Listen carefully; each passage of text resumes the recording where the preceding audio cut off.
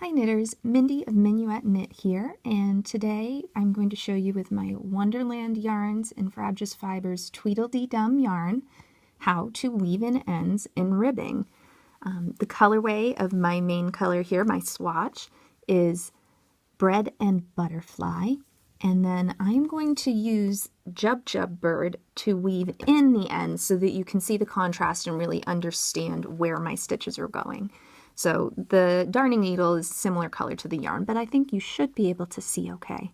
So I'm just going to pick one of these areas of ribbing. Ribbing is one of my favorite places to weave in ends, and that's saying a lot because weaving in ends is probably my least favorite part of knitting.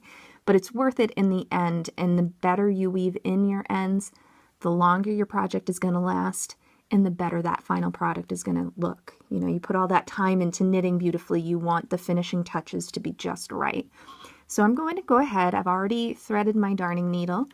I am going to work into one side of the knit column of my ribbing. Okay, so see, we've got knits, and then our purls are recessed in between the knit columns. So I'm going to work right up one side of this, and I'm going to go ahead and pull my yarn through. Now, first of all, that's pretty well hidden considering I've got fuchsia yarn in yellow yarn, but in order to make sure that my end is really secure, if you only go one way, all it takes is one little tug on that yarn for it to come right back out the way it went in.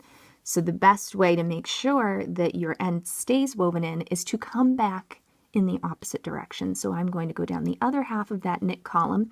Now, if you didn't want to come down this one for some reason, you could go over to the next knit column and use that. There's really no right or wrong in terms of those options.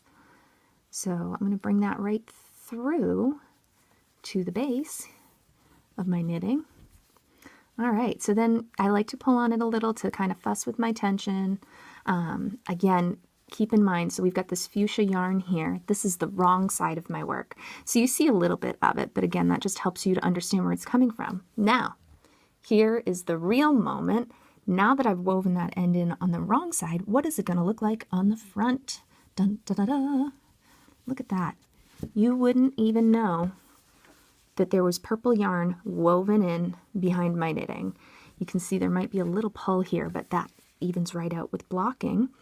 And the added benefit, when you weave in your end, you're not going to be, hopefully, weaving in fuchsia against yellow. You're going to be weaving in the same color as you're already working with.